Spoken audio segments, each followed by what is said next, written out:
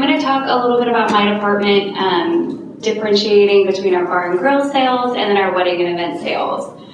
The last half of last year, we were really starting to sweat with the government shutdown and a lot of like the economy. We were getting a lot of pushback from our brides. It was like a stressful time. They were wanting to hold off on planning weddings. We had several events that canceled from the government shutdown, so it was like really stressful. And so we're like, okay, we got to pivot because we're not getting in a lot of the revenue that we need to for weddings and events. So we kind of like dropped everything, went and focused a lot on our staff and pushed upselling and did a lot of training with them. And so that, because obviously golfers were having an outrageous amount of like influx that we were getting that we weren't used to. And so we're like, okay, we have these customers in our hand, let's figure out how to capitalize the most that we can on those.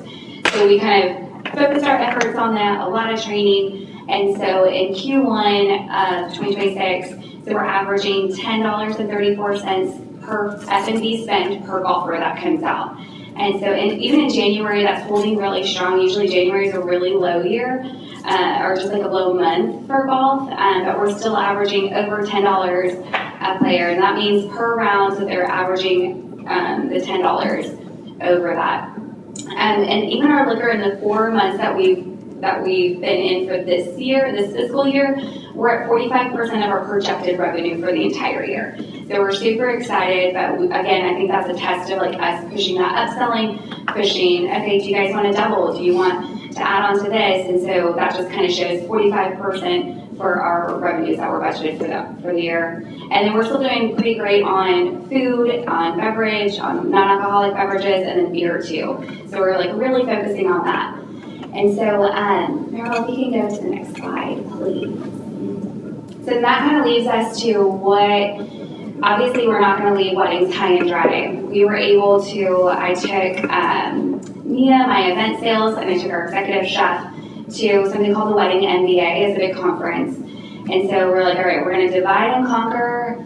I'm going to take on wedding trends, Taylor's going to take on marketing, and Mia was going to take on Gen Zs. So like kind of like figuring out what's going on because it's completely different. The industry is completely different than it was 10 years ago. And especially with what we learned with the Gen Z brides, they're extremely stressed out. They don't want to have that person-to-person communication. They don't want to go to a big bridal extravaganza and be overwhelmed and have people talk and have that decision fatigue. They're exhausted. They don't want to do it. And so we had to figure out a way to personalize our sales techniques. And so we're like, okay, so we took what Gen Z wants, and they want transparency. That's a big thing. Transparency, but they also want you to be kind and have authority. And I felt like it was like the Barbie monologue when she's like, you have to be pretty, but you can't say that you want to be pretty. And you gotta be thin, but not too thin. And so that's what it was kind of like, where is this great balance? Sorry, that's my analogy that I have. And so it's like this great balance of like, what can we do? I want to be authoritative. I want to be compassionate. And so we decided, okay, let's break down our whole marketing packet. We even put a package in there that lets you bring outside catering in. Dumb, right? Because I'm director of food and beverage. But it's that nobody has signed on with that package, but we wanted to come as like, okay, we will do whatever kind of event you want to do. But we have this one package, you can bring in outside catering. However, we don't want that. So when they come in, we say, absolutely, you can do this. But let me tell you the reasons why it doesn't work, why we're best at what we do. And so again, it gets people in the door, and then you give them the choice, absolutely, you can do it. But we do have all of these other features that we offer. And I think once people start to trust us, and they're like, wow, this is great, and we like created these great packages, I think that was kind of a test. So we also did these wedding trends of like, okay, what's going to be on style? We know that Texas is going to be behind the market. We're not going to be following New York and LA. However, we're about a year behind. So we can follow whatever they're doing about a year behind. And so that's when we're like, black and white trends are really great. Drama with drapery is really pretty. Maximalism is in, not minimalism. And so like every little detail matters. And so like we kind of like, okay, we've got this, we've got our new packets, we understand Gen Zs are stressed. And so if you can go to the next page, Marla. sorry, I know I'm talking fast. So we, with my team, we developed these twilight tours. And so what this does is it's a non-stressed out environment. So the vibe is very important to the brides that we're dealing with right now. And so we have these, we did 4 weeks. So it was every Wednesday, and we have our chef out there catering. We have bar drinks for the staff that one, or not the staff, but not the staff, for the clients that come in. So the staff created them, and so they were super excited, let me tell you that. But, and so they would come in, you would have a glass of champagne, you would be able to sample some of Taylor's food, which is phenomenal. And it kind of creates the whole package that Olympia Hills is. And so we let them give their own tours. It was self-guided tours. We weren't standing there saying, come over here and have that high pressure sales. It was a relaxed setting. Music was on, we're laid back. And so then we just talked to them like we normally do. And so it was so successful. We had about 8 couples come in per week. And we booked 13 contracts from it in the 4 weeks. So we're super excited about that. Maribel, you can click through. And so what we decided, and some of our, sometimes it's hard for brides to vision what Olympia Hills can be. And so what we wanted to do is take that off of them. So we did all of the setup. I went down and I did all the florals myself. I went to a wholesale flower shop. I put the floral arrangements together because I wanted them to show how beautiful that this venue truly is. And it's kind of remarkable to think back on 13 years and see where we were to what it looks like now. And so within those 4 weeks, we have sold, we've contracted $132,000. So we're super excited. And so it's just really interesting to see, you know, you take the knowledge that you're given, you spend a little bit of money because you got to spend money to make money. And then the contracts that come in, I haven't ever seen it like this in the whole 13 years that I've been here in the 4 weeks that we've done.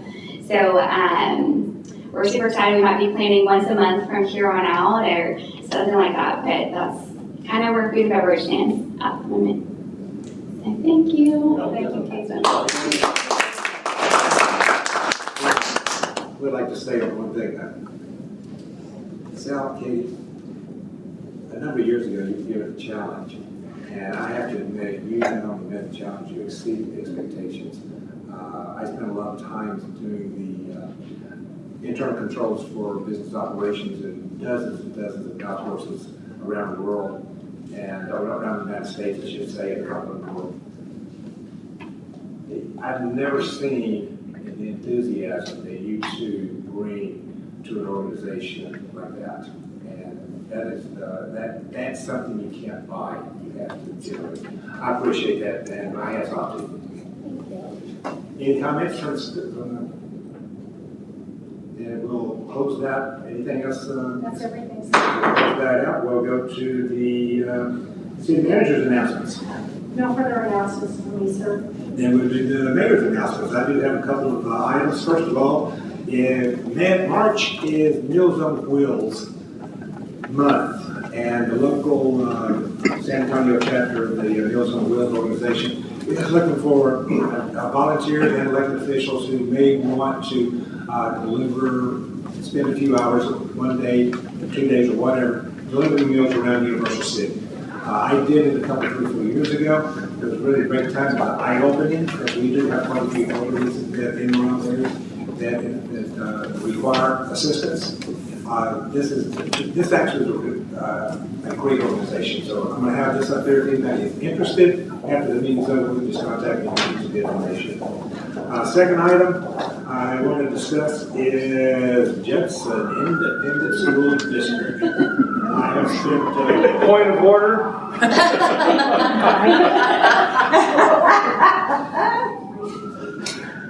Tonight. If you haven't seen the videos, anyway, the past week, Judson has decided that, or determined that they will be closing 4 schools in the Judson ISD. On the chopping block, it was one of two middle schools that was going to be, last night they voted, it was between Jensen Middle School and Kitty Hawk Middle School. They voted to close Jensen Middle School in the 26-27 school year, so that one will be closed and deactivated. That's the gray campus over at not Randolph, in the Congress area. There is still 8 grade schools that are in danger. They're supposed to be closing 3 of the 8 grade schools that they've announced. The trouble with it, ours is on the list, Olympia is on the list, but it's off the list. It's on the list, off the list, we're not for sure.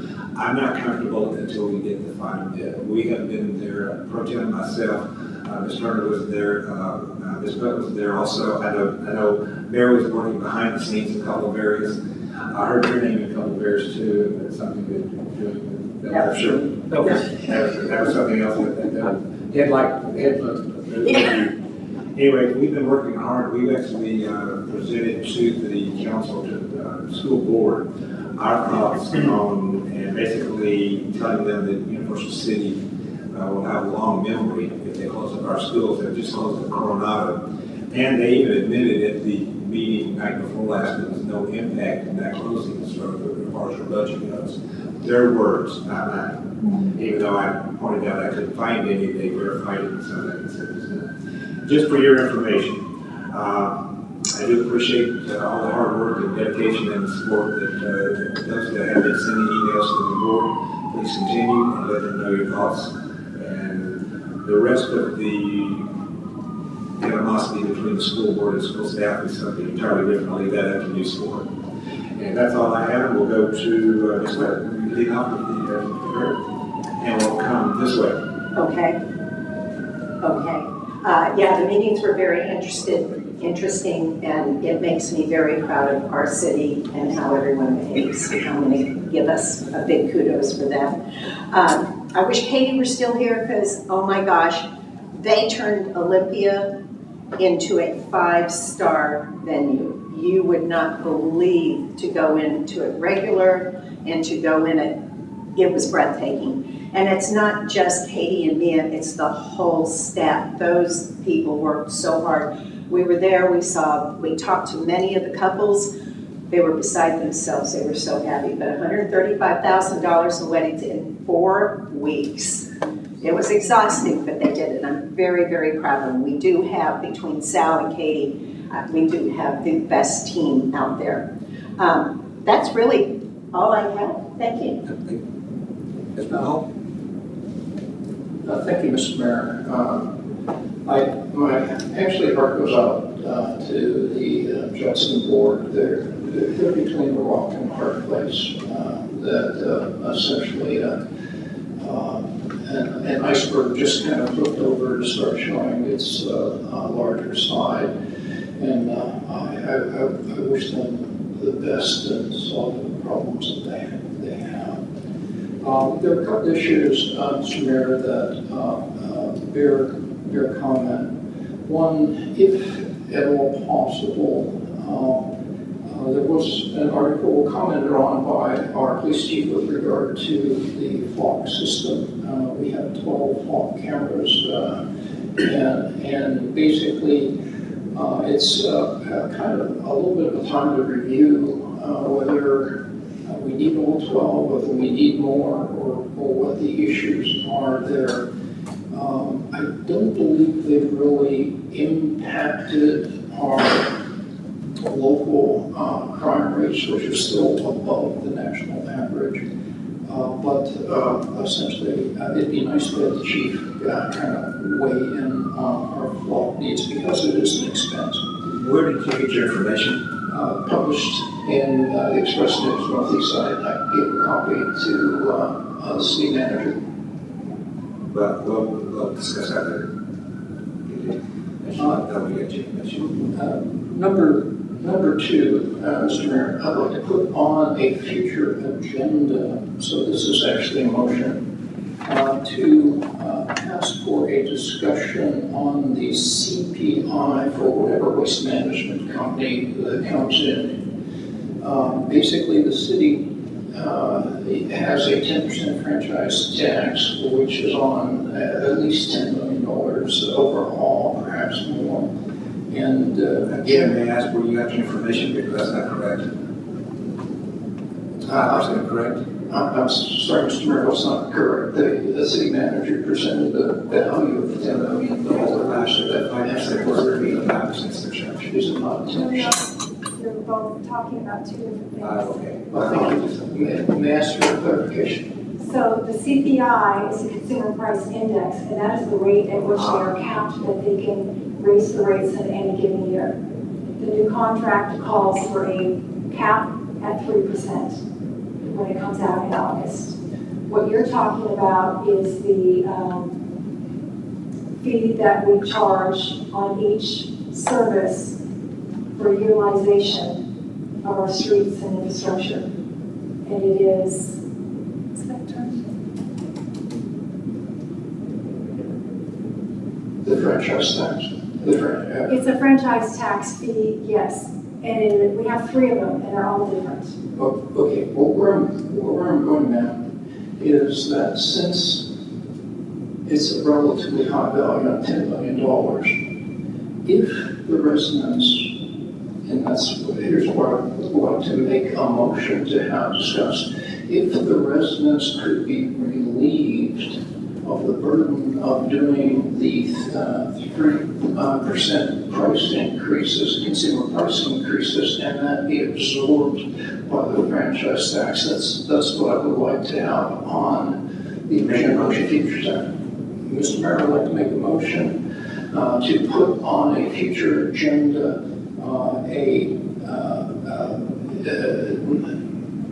not to have the residents bear the burden of the consumer price index that be paid for out of the existing franchise tax. Is there a second? No second, carry on. Thank you, Mr. Mayor. Mr. Mayor, we and I, the council member, have always want to be transparent. And one of the things that has been suggested, and I'd like to actually put it on the agenda, is a discussion about council's transparency. And I asked to put on a future meeting as a motion that council publishes all expenses in at least a quarterly manner. That is my motion, Mr. Mayor. Is there a second? Did I carry on? Mr. Mayor,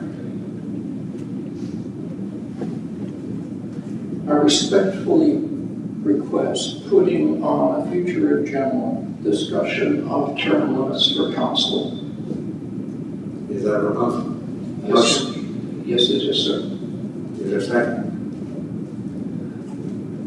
No second. Carry on. Do you have any general comments for the council that we can use? I'm just asking a question. I mean, it seems like you're using this just to make motions, arbitrary motions. I think they're very valid motions, Mr. Mayor. I agree they are valid. Thank you, Mr. Mayor. The last motion, Mr. Mayor, is to have presentations at council to update us on street sealing and repairs. In the council message board, I have documented 17 streets that need some tender loving care. Senator Collingwood, DeSoto, DeVaca, East Limber, Far East Limber, Tumblebrook Forest Trail, Gill Forge, Highland View, Heathville, Kitty Hawk, Madrid, Meadowland, El Dorado, and Balboa. That's the south side of Balboa.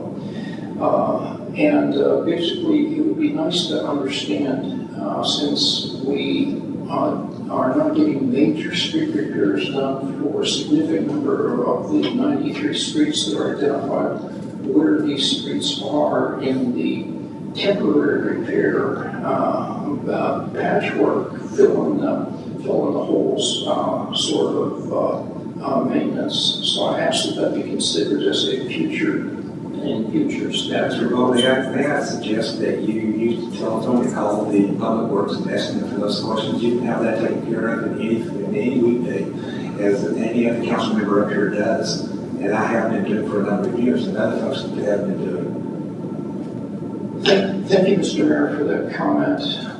I would like it as a matter of public record that this council person has asked for, not just a report of the golf course activities, but updates on street repairs. Now, that can take the form of a report and put in the back of the agenda items.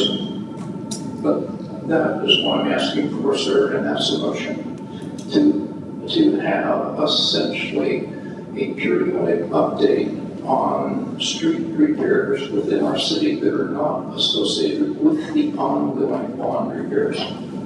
Is there a second for me on that? I'll second that so we can have a discussion. Okay. Then, there's a second call for before we go for a vote, let's go for the discussion. Discussion now, is it to put on a future agenda? It's put on a future agenda.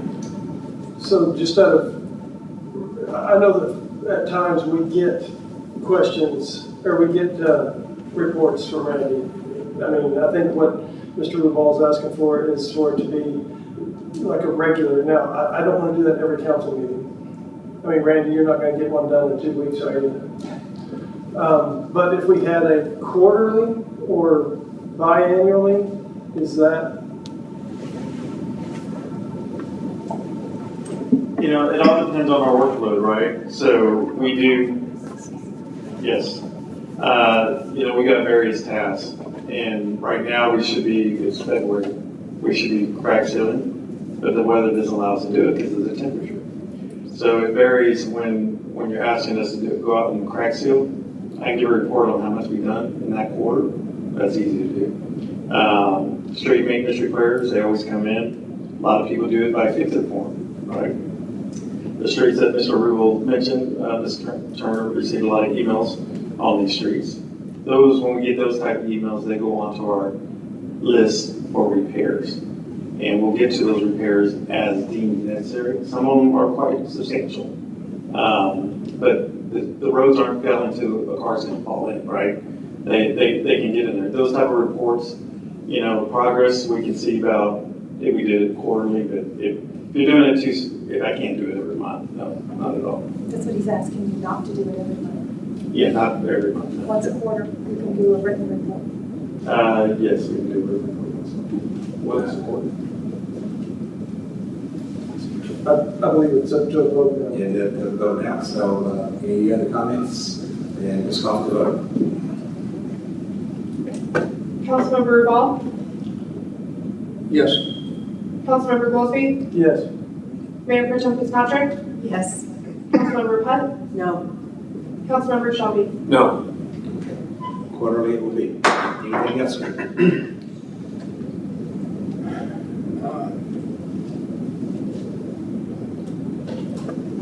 Not at this time, I'm sorry. No, Mr. Mayor. Thank you very much. Thank you very much. Mr. Miller? Thank you, Mr. Mayor. I do want to, we got an email about the voting, and it said at the Neville Clubhouse.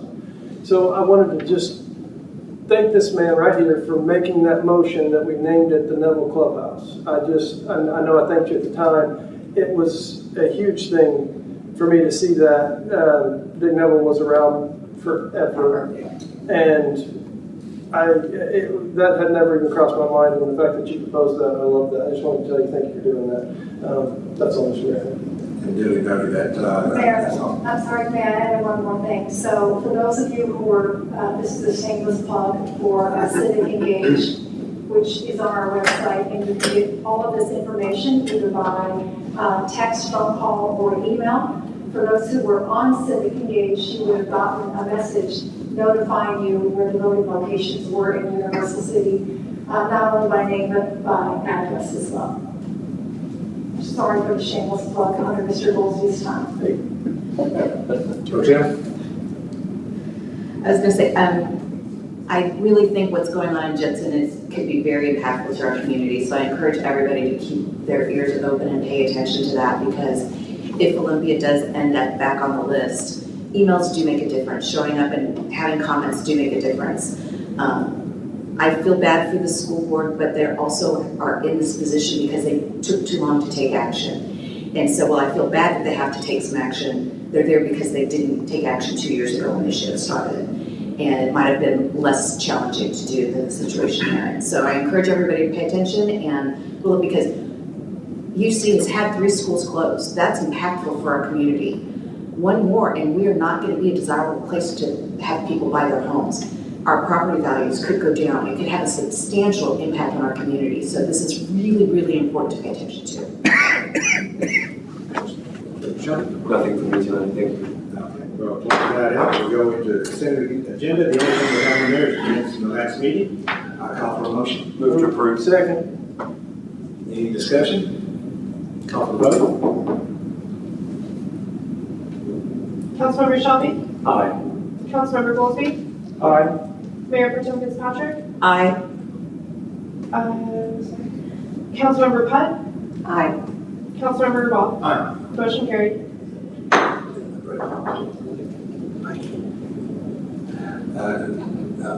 Question was asked about a vote for missing council member. He has, had notified us that he had approved absence. My apologies for not announcing that earlier.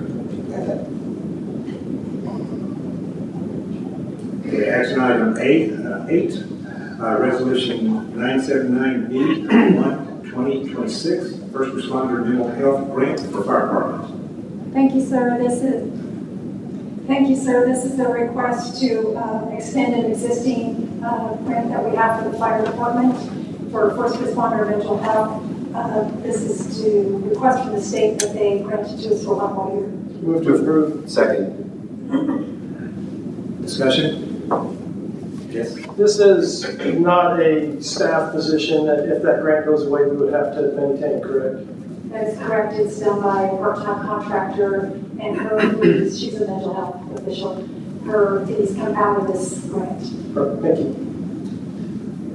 Any other discussion? Call for the vote. Councilmember Goldstein, Aye. Councilmember Shelby, Aye. Mayor Pro Tem Fitzpatrick, Aye. Councilmember Putt, Aye. Councilmember Revolve. Aye.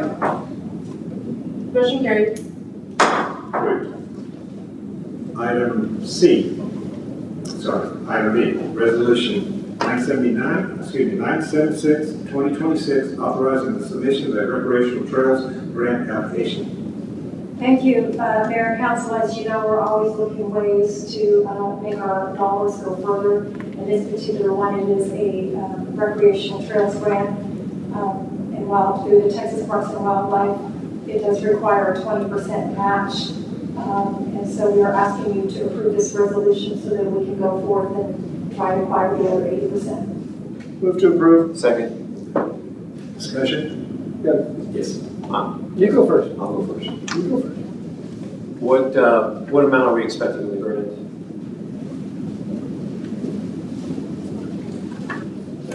The grant that was submitted, let's see here if I included, I don't think we did. And this is just giving us permission to submit the grant.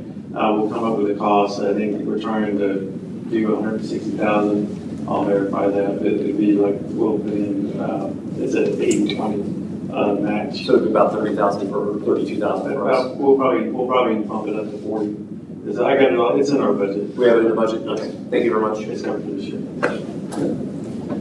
That was one of my questions. The other, does this tie into what I saw that Church is doing as far as on the other side? No, we're independent of Church. So our project is a standalone. So we've currently been awarded through the Texas Parks and Wildlife for phase 2 of our project. So phase 1 was from Veterans Park to UC Park. And now we're going from UC Park that we've already been funded, UC to Kitty Hawk, where we put in the new trail right there. So the one that we're applying for now goes from that location to Kitty Hawk behind the golf course and ties into the Selma Park over there. So we got basically 3 phases. I'm hoping we do all 3. It doesn't go into a 4th. It depends on the amount of money they'll give us. But it has nothing to do with what the church is doing. They're independent of us. But I think what he's asking is when we finally make the connection to Selma, which is part of the I-35 Great Texas Trail. Great Springs Project, Great yes. Springs Project, that will be our connection. So they will include us. They take credit for us, what we've done. So that's why I'm important that what he said. I like that. Yeah, they've already wanted us to participate with it, but we're doing it on our own because I don't want to be in competition. I mean, be part of them and they submit the grants. So being that we're submitting our own, we build it ourselves. And so we can stretch that dollar a lot further by us building it ourselves, so. Awesome, thank you. Any other discussion? Paul? Thank you, Mr. Mayor. First of all, shout out to you and your team, and also the Eagle Scout project towards Veterans Park, and from this pole number 10. It's a beautiful bench. Now, I just hope it doesn't find graffiti hands. You can let your Eagle Scout know that a councilman was the first to sit on it while the paint had dried. It's really great. Another shout out to a volunteer who's not recognized as a volunteer except right now because he doesn't even want his name mentioned. An 82-year-old gentleman has been diligently cleaning the area, literally to where the new bench is and Civil Creek, which is the Camelback bike trail area. He's done an amazing job by himself down there, and he's put a lot of Santa Claus bags of trash for Randy's guys to pick up whenever they have a chance, I think. So if you see an older gentleman down there with a couple of small German Shepherd puppies, please thank him for all of us.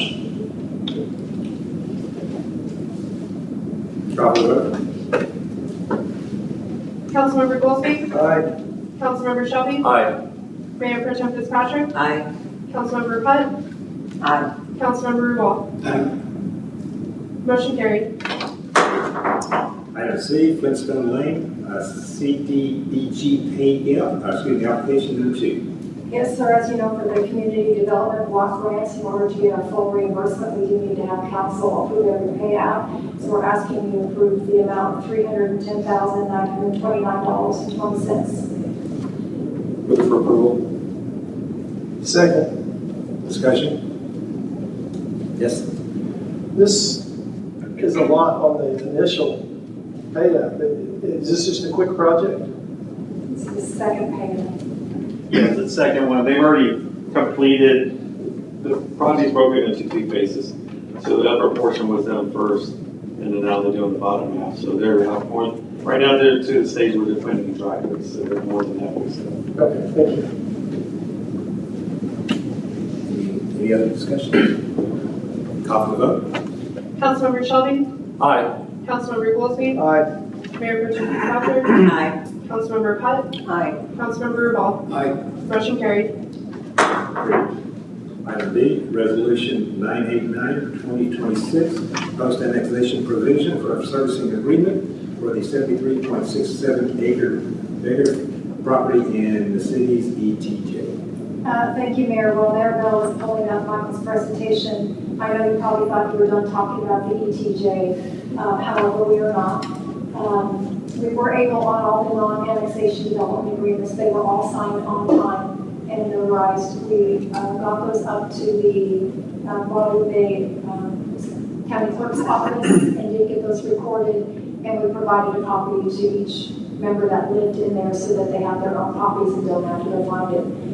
So with that, as you know, the one person who did not disapprove de-annexation signed the documents, but was not, didn't have a problem with it, was the Beaker family. And so I'll let Michael talk about their particular project and all the next steps that we need to take to annex them. Thank you, Mr. Chairman. So as you mentioned, this is a resolution related to a close annexation provision of services agreement, which essentially is a proposal or an agreement that the property owner, in this case property owner and the developer, would enter into with the city. The city would agree to provide for services such as police protection, fire protection, emergency medical services, solid waste collection, operation and maintenance of roads and streets, street lighting, and any public parks, playgrounds, or swimming pools. And so the state does require us to consider and agree to enter into this agreement prior to any annexation. And so, as you know, we have been working with Meritage Homes, the builder who developed the Orchard Park subdivision a few years ago, for developing this property as a single-family subdivision. And so they have petitioned, submitted an application for annexation, as well as planning of development and all the related agreements. We will be bringing that to you next month. They'll be going to planning and zoning on March 2nd for the planning and development proposal. The annexation does not go to planning and zoning, but does come directly to you.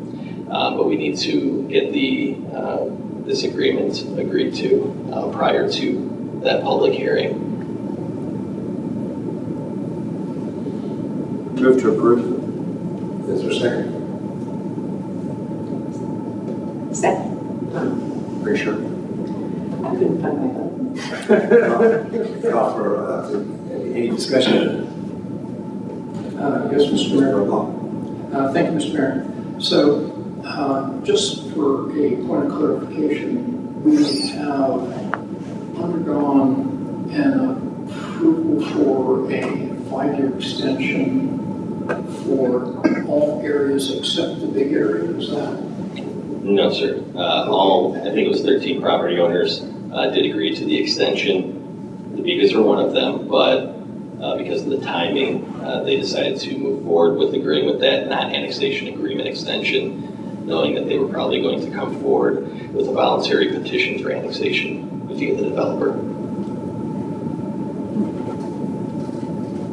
So they signed their agreement, knowing that they had a developer in hand, that was their protection, in case it fell through. It's not going to fall through, so even though they signed it, now there's a change that's being proposed. Meritage will only buy the property if it's annexed by the city, so the Beards and Meritage will be petitioning to be voluntary annexed into the city of Universal City. Thank you. You can thank your state legislatures for all of that confusion. Again, I appreciate that clarification. And Michael, is this one of those big enough projects to have a presentation of an economic analysis and impact for the city? We did not request a fiscal impact study from the developer. We can give you some general numbers. I'll have to think about that more in depth before I give you a complete answer. I only go with bated breath. I'm sure you will.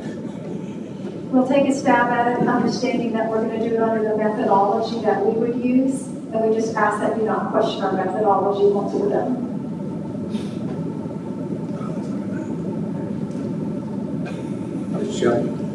Thank you, Mr. Mayor.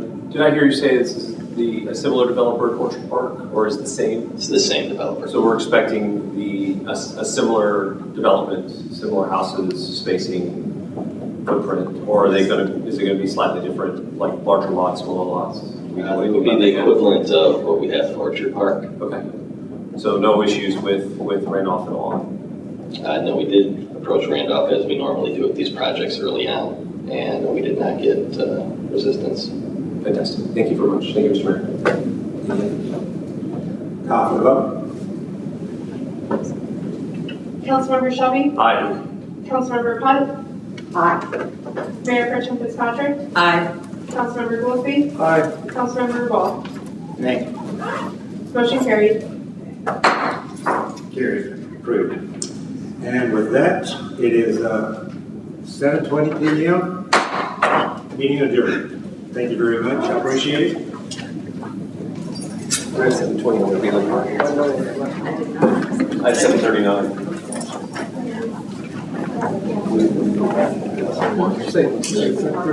I said 7:39, probably. Yeah. I went higher than Kim did. That's correct. All right, so we have to keep it.